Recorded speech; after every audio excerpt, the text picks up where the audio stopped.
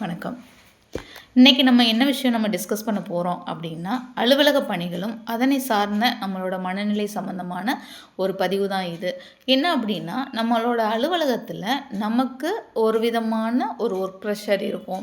Sometimes ஏன் இவ்வளோ கோவப்படுறீங்க, ஏன் இவ்வளோ டல்லாக இருக்கீங்கன்னு கேட்கும்போது, எனக்கு ஆஃபீஸில் ரொம்ப டார்ச்சர், ஹெவி ஒர்க்கு கொடுக்குறாங்க, என்னை மட்டுமே கொஸ்டின் பண்ணிகிட்டே இருக்காங்க, என்னை மட்டுமே ஃபோக்கஸ் பண்ணுறாங்க, என்ன பண்ணாலும் அதில் குறைகள் சொல்லிகிட்டே இருக்காங்க, ஒரு திருப்திகரமாக இல்லை அப்படிங்கிற ஒரு மனநிலையை நம்ம நிறைய பேர்கிட்ட நம்ம ஊரில் கேட்டிருக்கோம். நம்ம நேரில் கண்கூடாக நம்ம பார்த்துட்ருக்கோம். அவங்களுக்கான ஒரு அலுவலக நண்பர்கள் மற்றும் தோழிகளுக்கான ஒரு பதிவு தான் இது.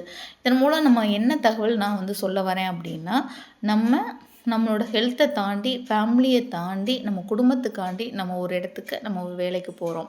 அங்கே பார்க்கும்போது அந்த உயர் அதிகாரி கீழே நம்ம வேலை பார்க்கும்போது அவங்களால ஒரு பணிச்சுமைக்கு நம்ம ஆளாகிறோம் அப்படிங்கிற மனநிலையை நம்ம எப்போவுமே விட்டுறணும். ஏன் அப்படி நம்ம சொல்கிறோம், அவங்க எவ்வளோ தான் நமக்கு ஒர்க்லோடு அதிகமாக கொடுத்தாலும் நம்ம அதை எப்படி எடுத்துக்கிறணும் அப்படின்னா, அவங்க உயர் அதிகாரிகள், அவங்க நமக்கு வேலை கொடுக்குறாங்க, நம்ம அந்த வேலையை நம்ம சரியாக செய்யணும் அப்படிங்கிற பக்குவத்தில் நம்ம எடுத்துக்கிட்டோம் அப்படின்னா, நம்ம அதிலிருந்து நம்மளோட மனநிலை நமக்கு சரியாக அமையும். அந்த சீரான மனநிலை என்ன பண்ணும் அப்படின்னா, நமக்கு எவ்வளோ பணிகள் நமக்கு கொடுத்தாலும் நம்ம அதை உரிய காலகட்டத்தில் நம்மளால் சீக்கிரம் செஞ்சு முடிக்க முடியும். அதை விட்டுட்டு எனக்கு இந்த வேலை கொடுத்துட்டாங்களே, இதை நான் எப்படி பண்ணுவேன், அவங்க வேணும்னே கொடுக்குறாங்க, என்னை ப்ரெஷர் பண்ணணுன்னே கொடுக்குறாங்க, என்னை டார்ச்சர் பண்ணணுன்னே கொடுக்குறாங்க அப்படிங்கிறத நம்ம மைண்டில் ஏற்றிக்கக்கூடாது. அது எப்படி ஆகும் அப்படின்னா, நம்ம ஹெல்த் பாதிக்கப்படும், நம்மளால் ஒழுங்காக சாப்பிட முடியாது, நம்மளோட பணிகளை சரியாக செய்ய முடியாது, அவங்க கொடுக்குற சாதாரண வேலை கூட நமக்கு பெரிய வேலைகளாக தெரியும். ஸோ அந்த மனநிலையை நம்ம விட்டுறணும்.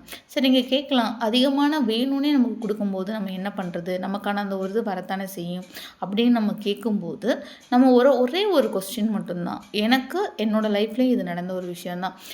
எனக்கு இன்னொரு நபரால் தெரிஞ்சுக்கிட்ட ஒரு விஷயந்தான் நான் ஷேர் பண்ணணும்னு நினைக்கிறேன்.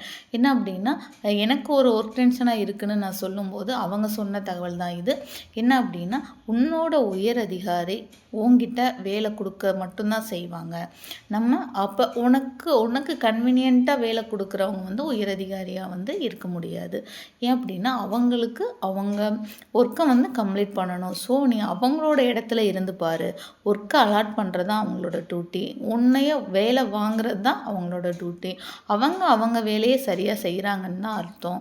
அதனால் உனக்கு வேலை கொடுக்குறாங்க அப்படின்னா உன்னை டார்ச்சர் பண்ணுறாங்க, உனக்கு ஒர்க்லோட் கொடுக்குறாங்க அப்படிங்கிற அவசியம் அந்த மாதிரி ஒரு அர்த்தம் கிடையாது. நீங்கள் அதை அப்படி எடுத்துக்கிட்ட அப்படின்னா அந்த வேலையை நம்ம செய்ய முடியாது அப்படிங்கிறத சொன்னனால நான் அன்னையிலேருந்து கிளியர் ஆகிட்டேன். அவங்க கொடுக்குறாங்க அப்படின்னா அது அவங்களோட டியூட்டி. ஸோ நம்ம அதை நம்ம சரியாக செய்யணும். செய்ய முடியலை அப்படின்னாலும் அதுக்கான எக்ஸ்ப்ளனேஷனை கொடுத்து நம்மளோட மனநிலையை நம்ம சீராக வச்சுக்கணும் அப்படிங்கிறத தெரிஞ்சுக்கிட்டேன்.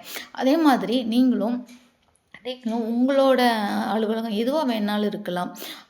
எந்த அலுவலகமாக இருந்தாலும் அங்கே கொடுக்கக்கூடிய பணிச்சுமையை ஃபுல் அண்ட் ஃபுல் அப்படியே மைண்டில் ஏற்றாமல் ரிலாக்ஸாக நம்ம ஒரு இடத்துக்கு வேலைக்கு போயிருக்கோம், அவங்க நமக்கு ஊதியம் கொடுக்குற அதிகாரி, அவங்க சொல்கிற வேலையை சரியான வேலையை நம்ம செய்யணும் அப்படிங்கிறதையும், நம்ம தரப்பு நியாயத்தையும் சரியான நேரத்தில் சரியான முறையில் பக்குவத்தில் அவங்களுக்கு சொல்கிற பட்சத்தில் அவங்களும் அதை எடுத்துக்குவாங்க அப்படிங்கிற மனநிலையோடு நம்ம வேலை பார்த்தோம் அப்படின்னா நம்மளால் பணி புரிகிற இடத்துலையும் வீட்டிலையும் நம்மளால் சக்ஸஸ் பண்ண முடியும் அப்படிங்கிறத தெரிவிச்சுக்கிறேன்.